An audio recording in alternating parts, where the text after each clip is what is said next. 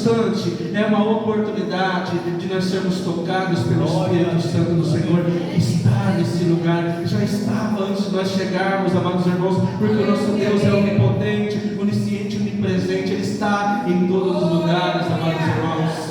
Então, se você crê nesse Deus, amados irmãos, se você confia nesse Deus, amados irmãos, liga o teu coração nessa noite no trono da graça do Senhor. Eu tenho certeza que você nessa noite vai sair daqui, amados irmãos, levando a tua bênção, levando a tua vitória, em nome de Jesus. Talvez eu não termine esta mensagem, amados irmãos. Talvez a gente vai caminhando aí, daqui a pouco o pastor Hamilton dá um puxão no meu paletó. Estou sem paletó, não vai dar. Vocês vão ter que me aguentar hoje, amados irmãos.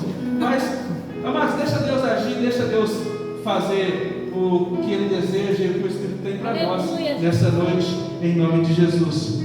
Queridos, a parábola ao qual a gente acabou de fazer menção nessa noite, a parábola dos dois filhos, deve estar escrito assim aí no título da sua Bíblia, dependendo da sua tradução.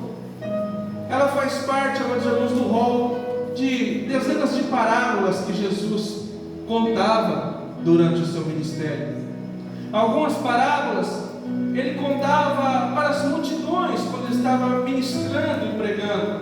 Haja visto que a parábola é uma história simples, com palavras simples, com contexto simples, com elementos culturais da vida do povo, mas que tem o intuito de expressar uma grande verdade. Sabe assim, meus irmãos, quando o que Jesus tinha para falar era algo difícil de digerir, quando era algo difícil das pessoas entenderem, então ele ilustrava uma pequena história e colocava aquilo no contexto, para que fosse mais fácil para os irmãos, para os ouvintes entenderem o que é que ele queria dizer. Sabe quando na escola, no primário, as nossas crianças vão e a professora, para ensinar o número 2, ela desenha um patinho lá no quadro, fala, não, aqui é o número 2, e assim sucessivamente? Dessa forma, assim é uma parábola, meus irmãos, para que desde os mais intelectuais, os fariseus, os sacerdotes, os escribas que estavam ouvindo, até o mais simples dos ouvintes que tivessem ali, pudessem entender o que é que Jesus estava falando. Como eu disse, algumas delas eram contadas em meio à grande multidão, outras delas dentro do ambiente fechado de uma casa para os discípulos. Algumas como essa, com o intuito de afrontar os religiosos, amados irmãos. Se tem uma praga que existia desde o tempo de Jesus até os dias de hoje, é os religiosos, amados irmãos.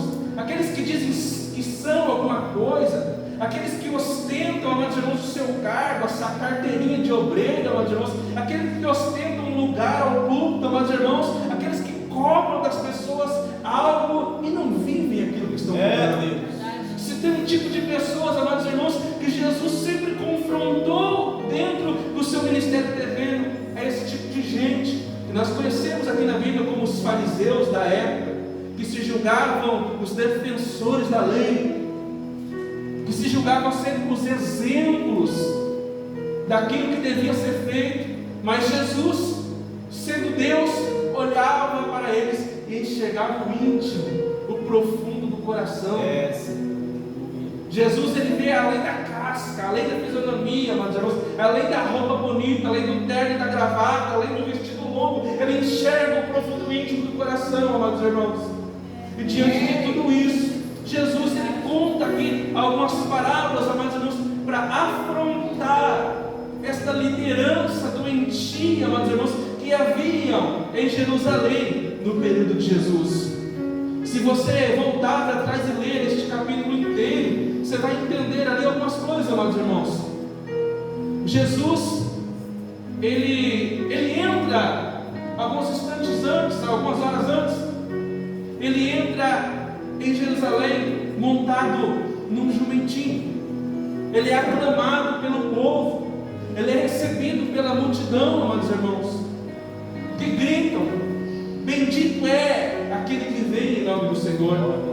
A multidão que estende as suas roupas e os seus mantos pelo chão, pelo caminho onde Jesus estava passando. A multidão que corre nas árvores e tira ramos, amados irmãos, das árvores e forra o chão como um tapete para que Jesus passasse, para cumprir a profecia. O rei estava entrando em Jerusalém, mas não era montado em um cavalo branco, amados irmãos, de grande valor, um cavalo puro de raça. Era um juízo. O tapete que estava diante dele não era um tapete vermelho, a mais alta honraria para um grande líder, mas era as roupas, os mantos e os galhos das palmeiras que aquele povo forrava o chão para ele entrar.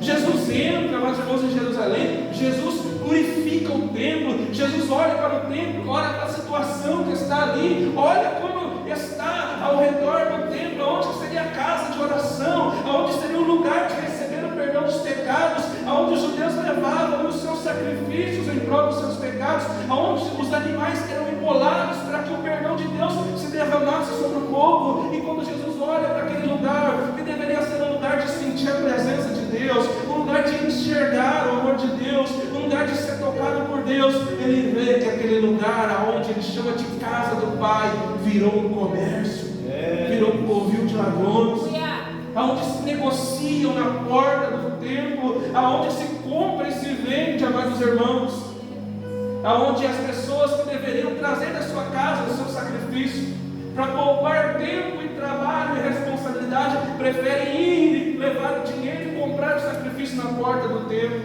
para facilitar assim a sua vida, na esperança de ter o seu pecado perdoado. Jesus purifica o templo, Jesus expulsa dali os mercadores, amados irmãos, e depois Jesus volta para Betânia novamente para passar a noite. No outro dia de manhã, amados irmãos, quando Jesus está voltando para o templo, Jesus está voltando para lá no outro dia de manhã. Aí acontece lá aquela passagem da figueira, onde Jesus passa, ele vai até a figueira porque está com fome, a figueira não tem fruto, ele amaldiçoa aquela figueira ali, por ela não ter ali o fruto, para demonstrar que era algo. Tudo isso já está no contexto do que Jesus está querendo ensinar, tudo isso está no contexto do que Jesus está mostrando a respeito de como tem que ser, ou como é o reino de Deus, amados irmãos. A figueira demonstrava que era algo, demonstrava que tinha frutos, mas na realidade não tinha, era tudo aparência, era tudo maquiagem, era tudo uma questão de você olhar e comprar aquela ideia com os olhos, mas que na verdade, amados irmãos, ela não possuía aquilo que ela deveria possuir, que seriam os frutos. No versículo de número 23, amados irmãos, diz assim, não precisa abrir sua Bíblia, apenas ouça, versículo 23 desse mesmo capítulo: e chegando ao templo, acercaram-se dele, estando já ensinando. Quem chegou lá? Os príncipes dos sacerdotes e os anciãos do povo, dizendo: com que autoridade fazes isso? E quem te deu tal autoridade? Veja que os principais dos sacerdotes, aqueles que tinham poder ali no meio do povo, os líderes religiosos, aqueles que deviam ser os primeiros a ter reconhecido Jesus como mestre, como Messias, haja visto o conhecimento que eles tinham do Antigo Testamento e das profecias. Agora eles chegam diante de Jesus e eles perguntam: com que autoridade você tem feito isso? O texto não deixa claro, amados irmãos, sobre o que realmente, sobre o que eles estão questionando. Por isso que eu voltei um dia para trás, porque eles viram a questão de Jesus entrando e sendo aclamado como rei. Eles viram Jesus purificando o templo e chamando de casa do Pai. Eles viram Jesus batendo nos mercadores, expulsando eles dali. Eles viram Jesus amaldiçoando a figueira e a figueira morrendo. Então, eles perguntam: com que autoridade você faz isso? Eles podem estar falando da figueira, podem estar falando da entrada triunfal, eles podem estar falando, amados irmãos, da purificação do templo. A questão é que agora eles estão questionando Jesus a respeito de qual autoridade, quem deu essa autoridade para Jesus. Mas Jesus, como eu disse, conhece o profundo e o íntimo de cada um de nós. Ele sonda aqueles homens, amados irmãos, e ele vê a intenção que havia dentro deles, de pegar Jesus em alguma palavra que fosse algo que pudesse condená-lo diante das pessoas. Eles veem as segundas intenções que havia nesta pergunta. Eles veem as segundas intenções que havia no seu coração, tentando procurar um meio de acusar Jesus diante do povo.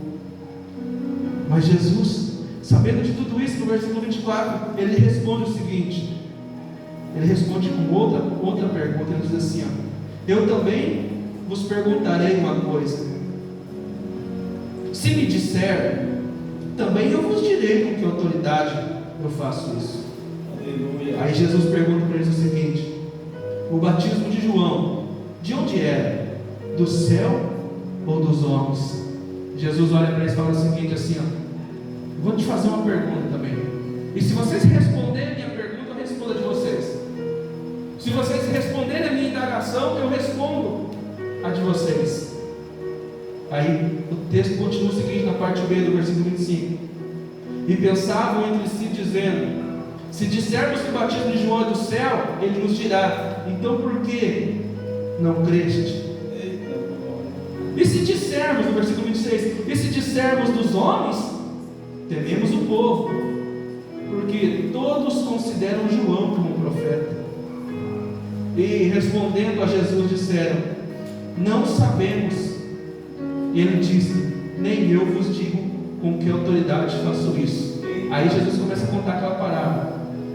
Os principais ali dos sacerdotes, os príncipes dos sacerdotes, amados irmãos, eles dizem aqui no versículo de número 26, se dissermos que é dos homens, tememos o povo. Mas o temor que eles tinham do povo, pastor Hamilton, não é o temor do que o povo vai nos assassinar, o povo vai nos crucificar, o povo vai nos condenar, vai nos apedrejar, que não. O temor que eles tinham era o prestígio do povo, porque eles tinham o povo do lado deles, eles faziam o que queriam com o povo.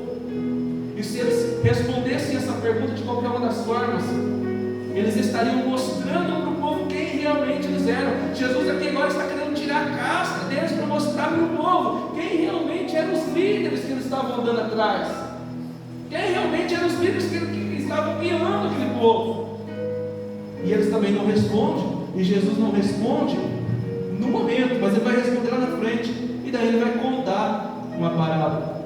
E esta parábola ela vem para confrontar, amados irmãos, estes homens, essa liderança doentia, essa liderança pecaminosa, essa liderança de aparência. E Jesus, ele vem afrontá-los com esta história, como eu disse, simples, mas que nos faz pensar e refletir, amados irmãos, a respeito até mesmo das nossas vidas, do nosso comportamento e de como nós temos sido na presença do Senhor. Quando ele conta a parábola, ele usa um tema simples: um pai e dois filhos, um pai fazendeiro, um pai com poças, um pai com um plantio para ser cuidado, com a lavoura para ser administrada, e dois filhos que seriam os responsáveis por fazer este cultivo, por zelar desta lavoura, meus irmãos. E ele diz assim: um homem tinha dois filhos, dirigindo-se ao primeiro, disse: filho, vai trabalhar hoje na minha vida. E ele, porém, respondendo, disse: não quero. Mas depois, este filho se arrepende e vai. Não sei quanto tempo está dentro deste depois, talvez algumas horas, talvez quem sabe no meio-dia, talvez ele chegou lá só no final do dia, meus irmãos, para trabalhar na lavoura do seu pai. Mas o que interessa para nós é que ele foi. Glória a Deus. E o seu irmão que disse que aí não foi. Jesus, amados irmãos, está afrontando neste momento e dizendo para aquele povo, dizendo para os principais, os sacerdotes que estão ali, dizendo para o povo, para os anciãos, para os mais velhos que estão ali, aqueles que tinham a obrigação de conduzir o povo até Ele, e agora serve de pedra de tropeço, amados irmãos, para que eles pudessem chegar até Deus. Jesus está dizendo o seguinte para eles: vocês estão impedindo o meu povo de chegar até mim. E enquanto vocês estão de olhos fechados, enquanto vocês estão com os corações de vocês endurecidos, amados irmãos, Jesus, ele diz palavras duras para aquele povo, que mais de 2 mil anos se passaram e parecem ser duras para nós hoje. Ele diz o seguinte, enquanto vocês estão se colocando contra aqueles que querem vir no caminho, é verdade vos digo que os publicanos, as meretrizes, estão adiante de vós no reino. Aleluia. Jesus está dizendo o seguinte: enquanto vocês que acham que são alguma coisa, enquanto vocês que acham que são os guardiões, os doutores da palavra, vocês não estão entrando e estão impedindo pessoas de entrar. Ladrões estão entrando, prostitutas estão entrando, pessoas que roubam estão entrando, pessoas excluídas pela sociedade estão aproveitando a oportunidade que era para vocês. Jesus está dizendo isso para eles. E Jesus está dizendo o seguinte: que reconhecer quem realmente eles eram era a chave para que eles entrassem no reino. Jesus está mostrando para eles o seguinte: as prostitutas, as meretrizes, os ladrões, os publicanos, eles reconhecem quem eu sou. A verdade, quando chega diante dos olhos deles, eles se quebrantam e eles aceitam a sua vida e eles entram no reino. Aleluia. E vocês continuam batendo na mesma tecla, achando que é por intermédio de vocês que algo vai acontecer. E gostaria de compartilhar um ponto com os irmãos nessa noite. A verdade é o único padrão de relacionamento com Deus. Aleluia. A verdade é o único padrão de relacionamento aceitável para Deus. Glória a Deus. O relacionamento com Deus, ele não pode ser baseado em mentiras. Eita Deus. Um verdadeiro relacionamento com Deus, ele não pode ser baseado em dissimulações. O verdadeiro relacionamento com Deus, ele não pode ser baseado no engano. O verdadeiro relacionamento com Deus, amados irmãos, ele não pode ser baseado nas aparências, naquilo que eu quero mostrar, mas o verdadeiro padrão de relacionamento com Deus, ele é baseado na sinceridade. Glória a Deus, aleluia.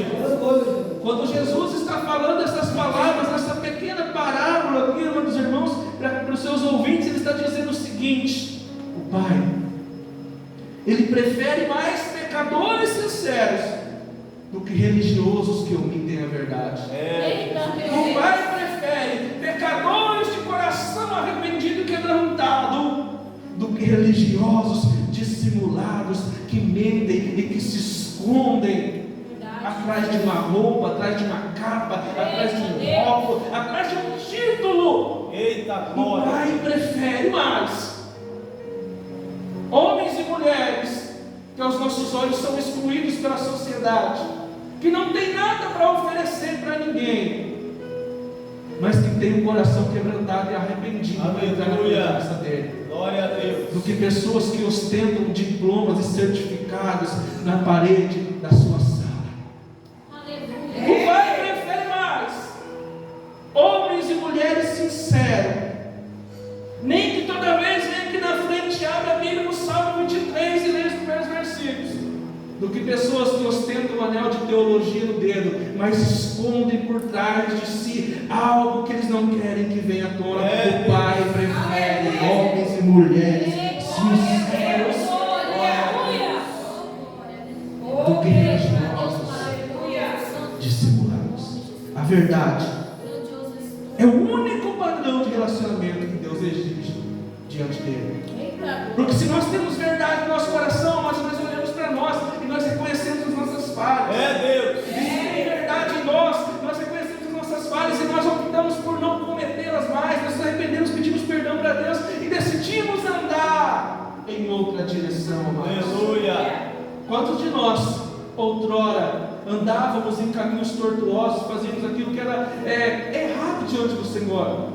E quando nós fomos confrontados com a verdade, algo nos chamou a atenção. Quando nós fomos confrontados com a verdade, algo queimou no nosso coração. E logo nós entendemos: essa vida não é para mim. Eita glória a Deus. O lugar que eu estou vivendo agora não é o lugar que eu quero para mim.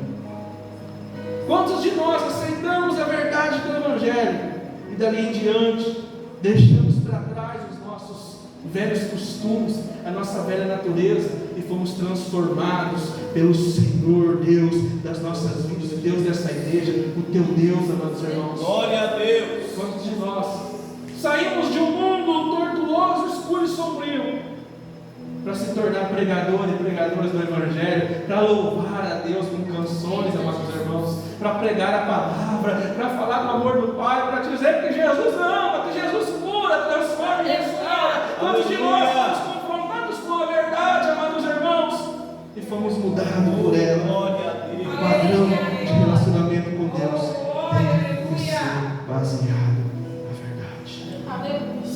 Segundo ponto que nós observamos dentro destes poucos versículos desta parábola de Jesus, amados irmãos, é que quem se esconde do Pai anula as possibilidades de transformação.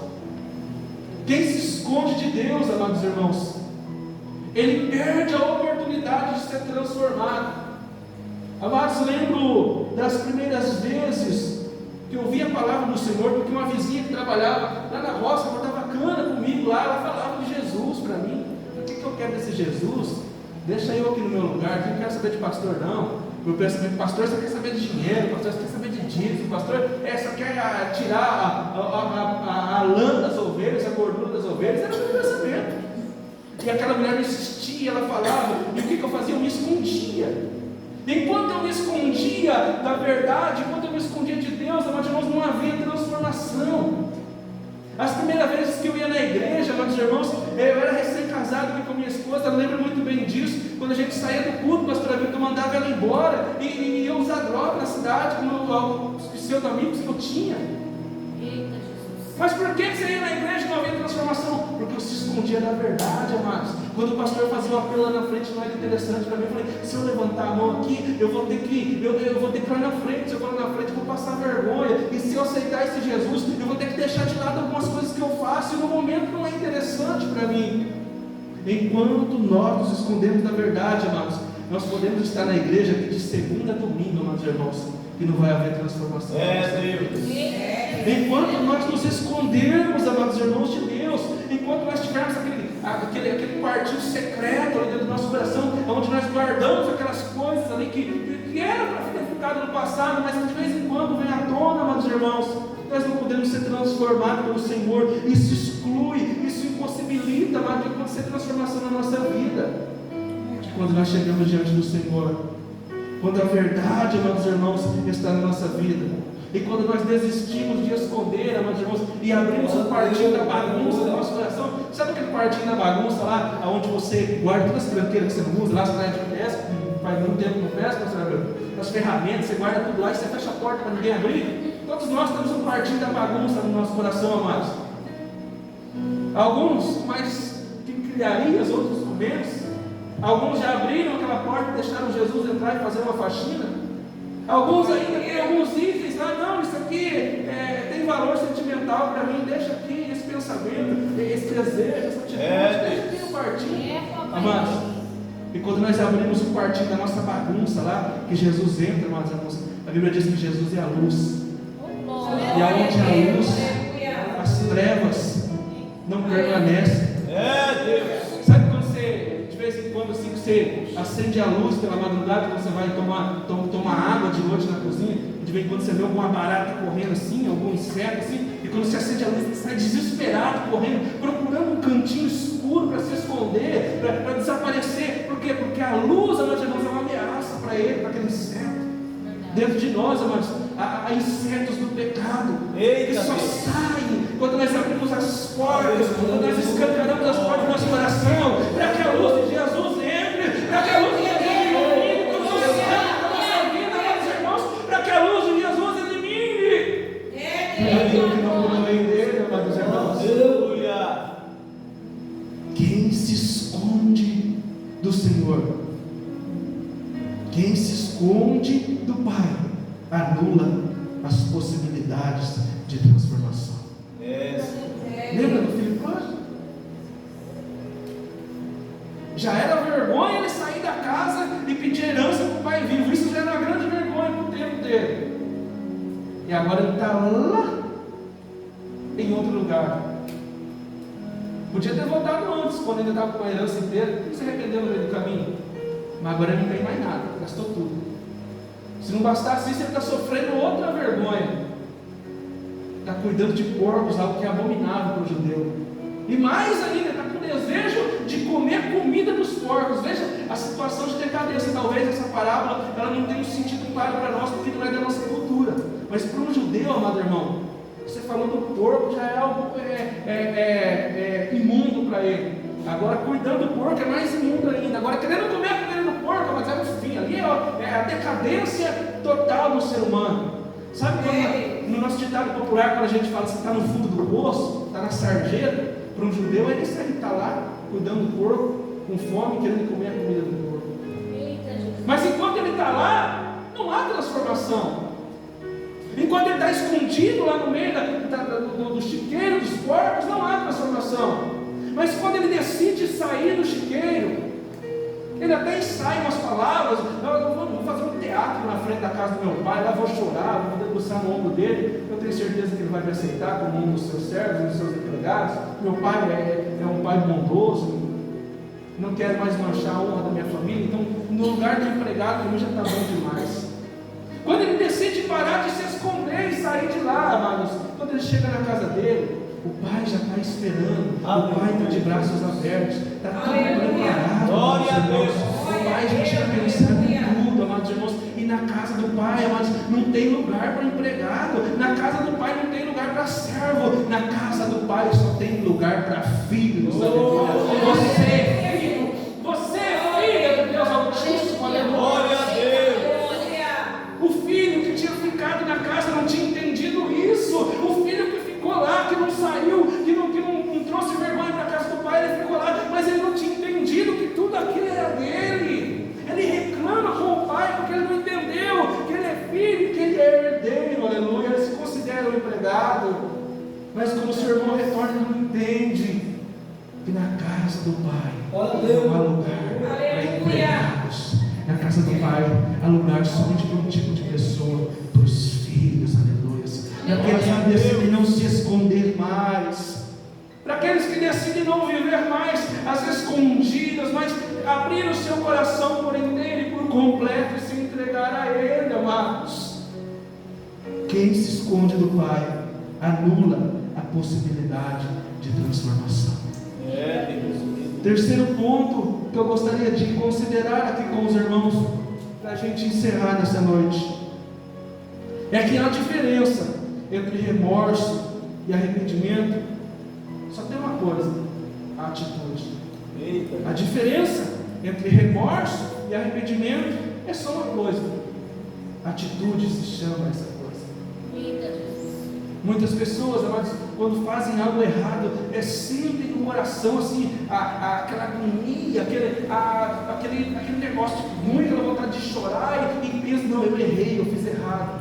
Mas não tem atitude de sair do seu lugar de conforto lá e pedir perdão. Deus. Mas não tem atitude de sair de onde ela está e consertar o erro que ela fez e se acertar novamente. E aí fica aquele negócio no coração e aquele negócio passa e fica do jeito que está. Era o remorso. Mas quando aquele sentimento, amados, é um arrependimento verdadeiro, queridos amados irmãos, a pessoa ela se coloca no lugar de uma pessoa arrependida e ela vai mais que depressa para consertar o seu erro, a sua falha, para pedir perdão, quem sabe, para restituir, quem sabe, não sei fazer o que, mas para consertar aquilo que ela fez, que estava gerando aquele sentimento dentro do coração dela. Neste mesmo evangelho, amados, de Mateus, algumas páginas à frente aí na sua Bíblia, no capítulo de número 27, no versículo de número 3, nós temos ali uma passagem. Não vou ler com os irmãos para a gente ganhar tempo, mas depois você pode procurar lá, versículo 27:3 na sua casa para você estudar. Marca aí no seu papelzinho de anotação, aí no seu caderninho de anotação, que tem uma passagem que vai falar sobre Judas, aquele que traiu Jesus. E quando Judas ele percebe lá no versículo 3 o erro que ele fez, quando ele percebe o tamanho da encrenca que ele estava se metendo, talvez na sua tradução esteja escrito aí remorso.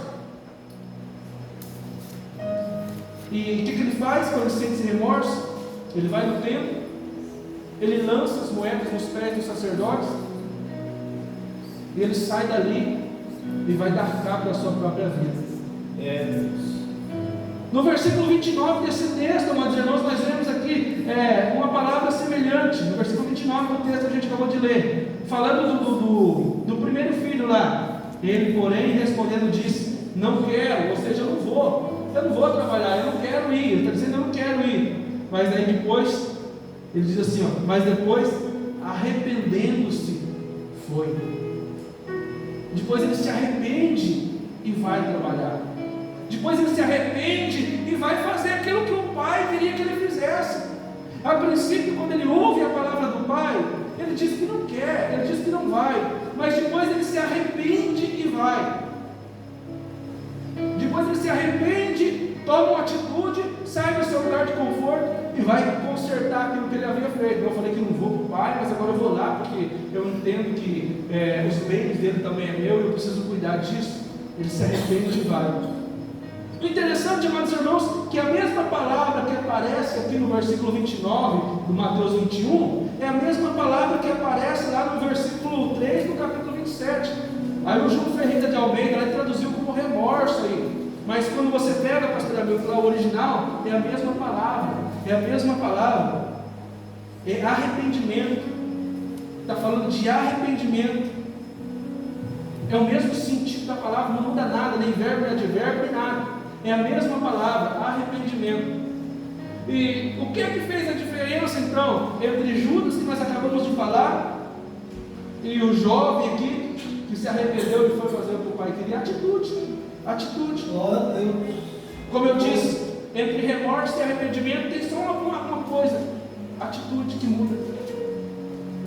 Ah, mas Judas teve atitude? Teve atitude.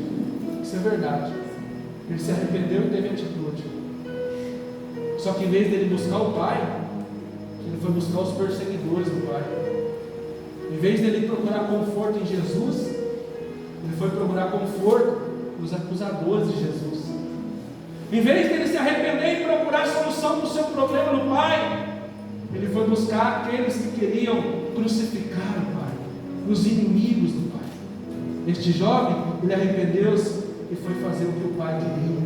Ele arrependeu-se das suas palavras e foi fazer o que o pai havia desejado. Ele foi fazer o que o pai havia mandado. Ele foi fazer o que o pai havia lhe comissionado. Ele foi fazer o que o pai havia lhe ordenado. Enquanto um busca no pai, o outro busca os opositores da causa do pai. A diferença é a atitude, amados irmãos. Arrependimento houve nos dois casos, mas a diferença é que um foi buscar consolo e abrigo no lugar certo e o outro não, amados irmãos. A nossa vida, ela é cheia de reveses como esse. Não de negarmos a nossa fé propriamente, como nós vemos na passagem que nós acabamos de ler aqui, amados irmãos. Mas a nossa vida, ela é cheia de momentos em que nós temos que colocar uma atitude em prática, amados irmãos. E todas as vezes que nós negamos os nossos princípios de cristão e seguimos um desejo, amados irmãos, oportuno do nosso coração, baseados muitas vezes no nosso bem-estar, no nosso lugar de conforto, nós desagradamos o Senhor e saímos dos caminhos do Senhor.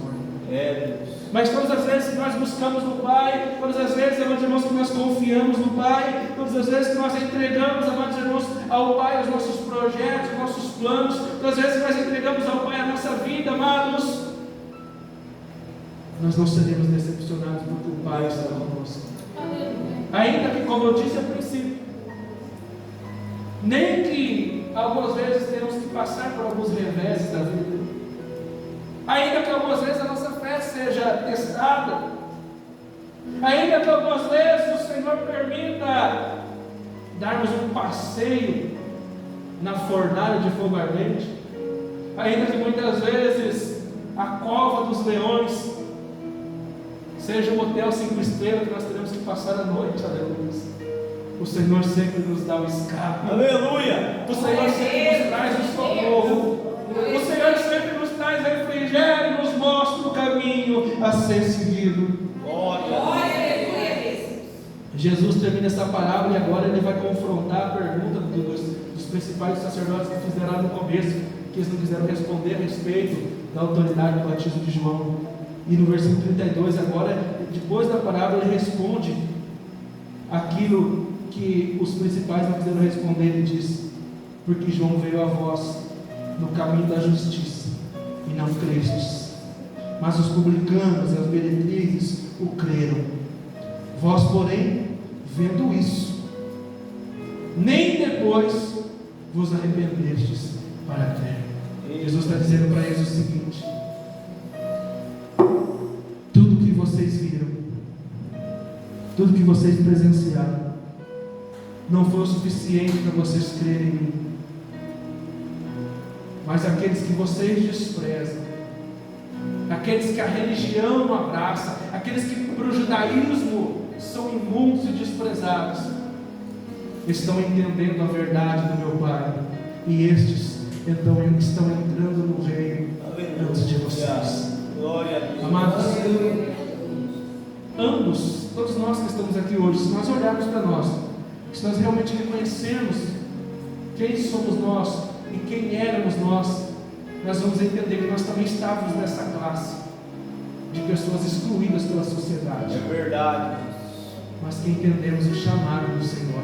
Aleluia. Mas que quando o Espírito Santo falou conosco e nos convenceu do pecado, nós demos ouvidos a Ele e entramos pela porta da graça e o aceitamos como nosso único e suficiente Salvador, depositando assim a nossa vida nas mãos dEle, amados irmãos. Aleluia. E hoje Ele é o nosso Deus, hoje Ele é o nosso Senhor, Aleluia. hoje Ele é o nosso Pai, Ele é o nosso Consolador, Ele é o nosso Salvador, Ele é aquele que nos protege, Ele é aquele que nos guarda, Ele é aquele que nos livra, amados irmãos, Ele é aquele que nos coloca debaixo das suas asas, como diz o Salmo, como uma galinha que protege os seus filhotinhos das adversidades. Aleluia, Jesus. Com o Pai nós estamos seguros. Com o Pai, amados, nós temos a certeza que nós iremos vencer. Glória a Deus. Ouvindo a voz do Pai e obedecendo, amados irmãos, nós temos a certeza que nós vamos chegar lá, amados. Nós vamos correr, amados, em direção do alvo, como diz o apóstolo Paulo. Nós não iremos parar, nós iremos, amados irmãos, terminar nossa carreira, nós iremos guardar a nossa fé, porque o Senhor está conosco. Aleluia. Gostaria de fazer uma oração com você nessa noite, se o Glória a pastor Deus. permitir. Aí mesmo no seu lugar, se coloque de pé nessa noite. Se não for explorar demais, irmãos, também canta um louvor para nós, pessoal. Louvado seja o nome do Senhor. Mas é de longe mesmo, mas você vai ver o ano que vem. Até lá você já esqueceu. Glória a Deus. Feche os teus olhos, amados. Vamos adorar o Senhor nessa noite. E nós encerraremos com uma oração. E eu gostaria que esta palavra ficasse gravada no seu coração para honra e para a glória do santo nome do Senhor. Aleluia. Glória a Deus. Aleluia.